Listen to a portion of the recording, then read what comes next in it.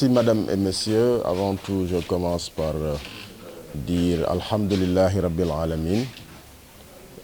On rend grâce à Allah subhanahu wa ta'ala et nous renouvelons nos prières sur le prophète Mohammed sallallahu alayhi wa sallam. C'est une journée qui nous va droit au cœur parce qu'on a toujours rêvé, une fois dans les habits de maire, une fois avec l'équipe municipale qui a l'ambition de prendre en charge les questions sociales, de dérouler une activité d'envergure pour permettre aux personnes les plus démunies de pouvoir bénéficier en ce mois béni du Ramadan, en tout cas d'œuvres sociales qui sont traduites par des kits, comme vous le voyez ici, du sucre. On en a trouvé, des partenaires nous ont appuyés, c'est l'occasion pour moi de les remercier, du riz, de l'huile, des produits comme des céréales, comme vous le constatez ici. Donc c'est une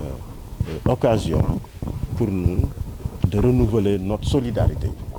à l'adresse, à l'endroit des populations de Cambérène. Donc c'est une journée de joie. On a voulu en faire plus. Et Inch'Allah, on voudra en faire plus. L'essentiel pour nous, pour ce mois de Ramadan, c'était de consacrer cette activité. Plus de 7 millions de francs ont été dépensés. Des partenaires nous ont appuyés et nous comptons, Inch'Allah, servir au moins 500 familles à l'intérieur de Cambérène. Bon, pour ce qui concerne les critères, les choix qui ont prévalu, on a pensé utile de servir d'abord ceux qui sont plus vulnérables.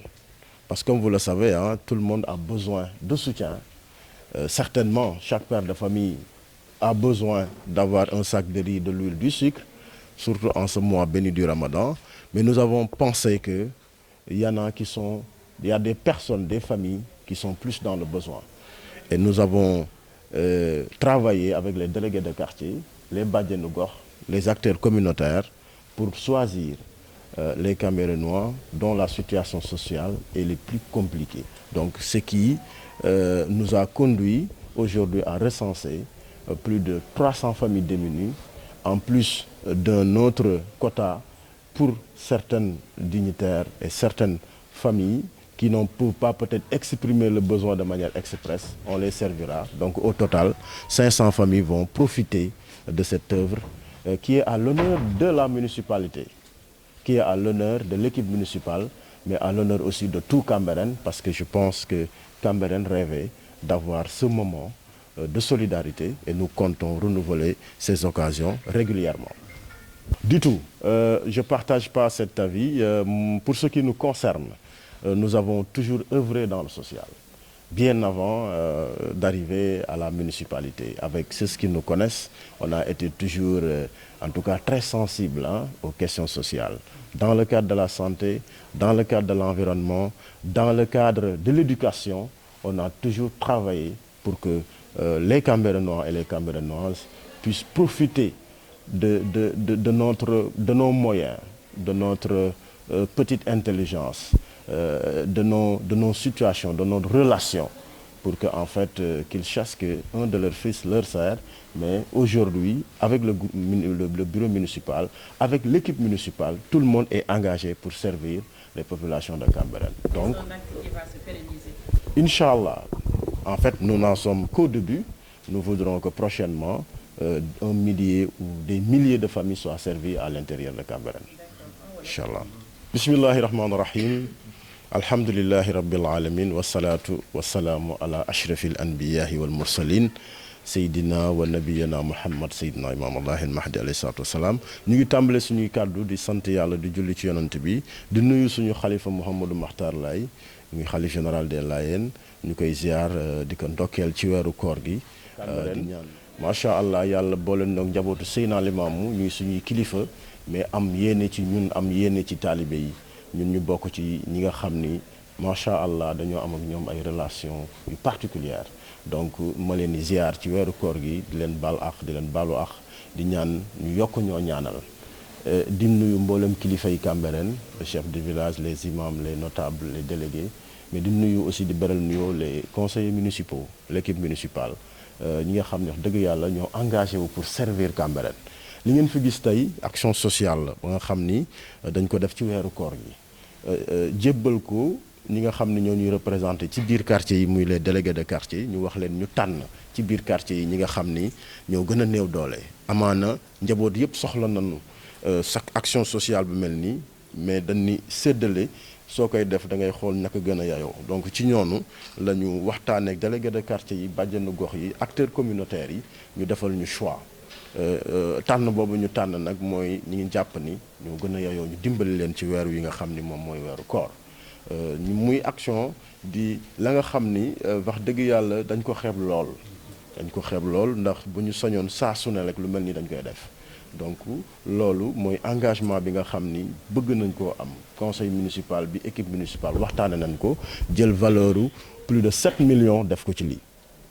ay partenaires aussi yu mel ni ay ONG mooy profito di leen jaajëfal ONG Direct Aid Ama Sénégal ñu gën koo xam ci Ama Sénégal jàpp na ci pour que aussi ñu gën a mën a jëmmal action sociale bi di wax ni lu néew la bëgg nañ at yi di ñëw ñu gën koo yaatal mais li am solo mooy suñu yéene lañ bëggoon fësal ci Cambérène ci njabootu Cambérène surtout ñi nga xam ni yàlla dafa dogal ñu néew doole di ñaan yàlla yokk moyens yi ban ko gën a mën a taxaw incha allah ñu ànd ak Cambérène la fay soxla ñu mën ko taxawee ci anam yu mu gën a rafet. waaw pour ce qui concerne ñun suñu équipe municipale bi ñu yor naam dañuy politique mais lii lu néew la ci sax li ñu jotoon a di def ñi xam duñ paate xam équipe bi mu àndal xam taxawaayu conseil municipal bi dina xam ni ay nit lañu yàgg servir Cambérène lañu ci social ci wàllu éducation. ci wàllu njàng mi ci wàllu santé yàgg nañ def ay activités ay dons de médicaments ay journées de consultation gratuite yàgg nañ góorgóorlu ut ay ndox indi ko ci école yi ay salle de classe ñu réhabilité ko ay toilettes donc loolu lu naturel la si ñun en fait plaisir boobu ñu am di yàgg servir Cambérène sax moo ñu indi ci maire bi te je pense que bi ñu waxtaanee ñun suñu conseil bi ci municipalité bi lu ñu rafetlu la pour que ñu jëmmal action sociale bu mel nii ci weeru koor gi nga xam ni ñëpp seen xel bu ñëwee seen xel day dem ci dimbalante ci diine mais dimbalante aussi ci ay am di jàmm. incha allahu bëgg nañ année bu ne ñu yaatal ko nombre bi ñu am tey bëgg nañ tripler ko wala ñu quadrupler ko 500 personnes yooyu lu néew la. ci suñu yéene ci Cambérène bu ñu sañoon kër gu ne ñu dugal fa saako ceeb déwlin ceeb ak leneen mais comme ni ñuy wax naan wàññi wu nekk ci benn lay tàmbalee bëgg nañ incha allah année yi di ñëw ñu gën koo mën a yaatal incha allah di gërëm nag di sant ñëpp waaye di gërëm di sant waa Cambérène parce que dañoo dañoo jàppoon ni il fallait ñu leeral parce que dafa am ñu yàgg ànd ak ñun di ñu jàppale di ñu dooleel ci lépp la nga xam ni dañ ko mës a yëkkati mu doon njariñu Cambérène lu mel ni amaana su amee sax mën nañ jàpp ni maire da leen fàtte déedéet maire fàttewul kenn dafa di lekk booy def action sociale dafa am ñu ko gën a yayoo même yàlla bi muy wax zakat ci biir alxuraan dafa wax ñi nga xam ni ñoo ko gën a yayoo donc ñun suñu yéene mooy Cambérénois ak Cambérénoise bu nekk ñu servir la mais tàmbali comme ni ñu ko waxee ci benn lay commencé lii lu ndaw la ci lu ñu bëgg a def bëgg nañ ko incha allah at yii di ñëw ñu gën ko yaatal ba lu ëpp ci ay famille jariñoo ko ci cadre mairie bi yal nañu yàlla dimbali ba loolu ñu yegg si incha allah. waaw yaa ngi may dugal ci politique taxul woon ñu daje fi tey social lañ wax mais effectivement président woo nañu responsable Dakar yi waxtaan ak ñun lu jëm ci législative yi. wax yéeneem bi mu am surtout pour liste parallèle yooyu amoon ñu fexe góorgóorlu ba nit ñi dajawaat ndax effectivement boo xoolee Macky Sall depuis 2012 le président élection yi fi jot a am ci wàllu législative moo ko gagné donc yéeneem wan nañu ko fësal nañu ko ñu nit ci suñu wàll parce que bannière Benno Bokk Yaakaar moo gagné Cambérène bëgg nañ consolider taxawaay boobu ci Cambérène ànd ceeg ñëpp. ñun dynamique consensuelle la ñu demee ci Cambérène ndam li dañoo ànd booloo am ko donc na loolu lañ gën a bëgg gën a yaatal muy intérêt wu Cambérène nag parce que ci biir conseil municipal bi nga xam ne ñu ngi koy représenté am na opposition mais li ñu liggéey li ñuy nar a liggéey ci biir maire bi duñ ci xool parti duñ ci xool couleur de parti donc ci cadre defar la ñun dañoo bokk ci ñi gëm ni président Macky Sall am na un programme intéressant mi ngi dérouler des programmes pour l'intérêt du Sénégal et ci loolu lañ fas yéene nekk ci wetam accompagner ko incha allah. waaw Cambérène mi ngi xaar parce que dañoo dem élection gagné te ni ngeen ko jàngatee ci biir Dakaru 4 communes ñoo échappé 4 communes ñoo gagné sur la bannière Benno Bokk Yaakaar donc Cambérène am na yaakaar ni li kilifa gi doon wax ku def lu rëy am lu rëy am nañ yaakaar ni Cambérène war na mën a tirer profit de cette victoire qu'on a eue à l'élection municipale passée donc dañuy xaar effectivement ci ay doomu Cambérène ñu am ay taxawaay parce que loolu mooy tax ñu gën a mën a servir Cambérène mais li nga xam ne aussi ay projet la Cambérène am ko lu jëm ci assainissement lu jëm suñu stade bi lu jëm ci lycée lu jëm ci quai de pêche lu jëm ci améliorer suñu environnement avec des voies secondaires ay voies d'accès loolu Cambérène soxla na ko te man plaidé naa ko devant l'autorité xam naa ni dégg na ko te lu mu ci man incha allah dina ko jàpp donc ñu ngi interpellé waat encore une fois di appeler waat l'attention mais di rappeler li nga xam ni ay soxla Cambérène la ñu war ci taxaw incha allah. Je m'appelle Saïd Oubari, adjoint au directeur général de Direct Aid Society. Aujourd'hui, on est là à la mairie de Cambérène pour la cérémonie de distribution des kits alimentaires pour les familles démunies. Comme de coutume, c'est l'ONG Direct Aid vient au soutien de la population, bien sûr en collaboration avec les mairies et les services techniques. Comme vous voyez, il y a la foule qui est devant la mairie, la demande est très forte. Et l'ONG, parmi ses objectifs, c'est de venir pour soutenir les familles qui sont dans le besoin. Voilà, c'est ça qui nous a poussé à le faire, dans le côté humanitaire et tout ça. Aussi à l'occasion de mois béni de Ramadan. Bien sûr, on souhaite que le partenariat s'améliore même. C'est pas poursuivre, s'améliore pour qu'on puisse partir au-delà de ça, Inch'Allah. Merci, c'est vraiment au nom de toutes les populations de Cambérène, les notabilités religieuses et coutumières,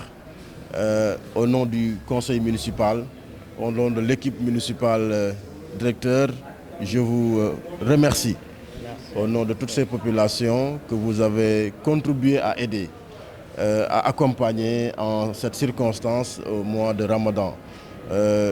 C'est des relations particulières qui nous lient depuis des années et je vous ai vu faire partout dans le Sénégal. Quand je vous ai écrit pour vous dire que la commune souhaiterait être accompagnée, vous avez bien voulu répondre favorablement à cette demande. Donc c'est l'occasion pour moi de vous dire merci au nom de Cambérène. Merci.